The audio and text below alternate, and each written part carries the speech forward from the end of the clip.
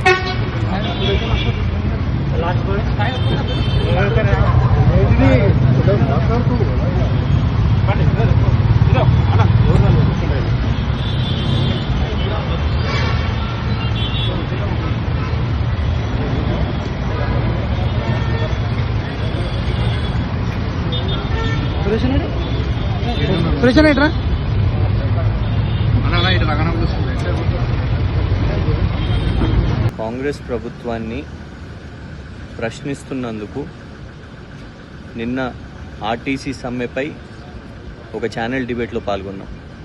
మొన్న ఉన్నటి వరకు మంత్రి సీతక్క గారు అంగన్వాడీ టీచర్లకు ఏదైతే మొబైల్ ఫోన్లను పంపిణీ చేసిరో ఆ కాంట్రాక్ట్లో అవకతవకలు జరిగినాయి, దీని మీద సిబిఐ విచారణ చేయాలని డిమాండ్ చేయడం జరిగింది.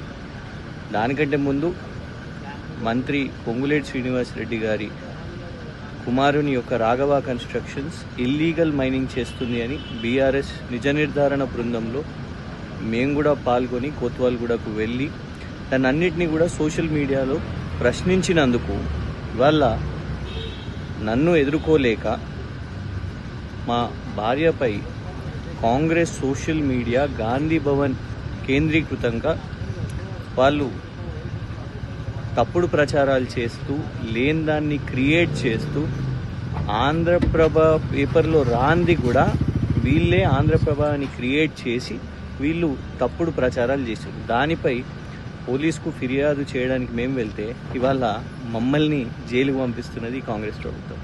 సూటిగా రాష్ట్ర ప్రజలను ఒకటే అడుగుతున్నాం, ఇంటి వాళ్ళను, ఇంట్లో ఉన్న ఆడబిడ్డల గురించి ఈ యొక్క కాంగ్రెస్ ప్రభుత్వం వాళ్ళకు రాజకీయాలు సంబంధం లేకపోయినా కూడా ఇంటి ఆడబిడ్డల గురించి ఏదైతే సోషల్ మీడియాలో వీళ్ళు పెట్టి దుష్ప్రచారాలు చేస్తున్నారో ఇది కరెక్టా? ఇవాళ దాన్ని ప్రశ్నించడం మా తప్ప? ఇవాళ అర్ధరాత్రి 1 గంట అవుతుంది, ఇప్పుడు మెజిస్ట్రేట్ గారి దగ్గర తీసుకుని వచ్చారు. మేమే పోలీస్ కంప్లైంట్ ఇవ్వడానికి వెళ్తే ఇవాళ మమ్మల్ని ఎవరైతే దుష్ప్రచారం చేసిన కాంగ్రెస్ కోఆర్డినేటర్స్ ఉన్నారో, కాంగ్రెస్ సోషల్ మీడియా వాళ్ళు ఉన్నారో వాళ్ళని మాత్రం అరెస్ట్ చేయలేదు. కానీ దాన్ని ప్రశ్నించినందుకు, ఈ ప్రభుత్వాన్ని ప్రశ్నిస్తున్నందుకు మా మీద సెక్షన్స్ వేసి తప్పుడు కేసులు వేసి ఇవాళ జడ్జి గారు ముంగట ప్రవేశిస్తున్నారు. ఏదేమైనా రేవంత్ గారు ప్రభుత్వానికి ఒకటే చెప్తున్నాం, ఇవాళ జైలుకు పంపే ప్రయత్నం చేస్తున్నారు కావచ్చు మీరు, కానీ మేము భయపడం. మేము మాట్లాడుతున్నది ఆధారాలతో మాట్లాడుతాం, మీ కుంభకోణాలు బయటికి తీస్తాం. ఇంకా 2 సంవత్సరాలు మాత్రమే మీ ప్రభుత్వం.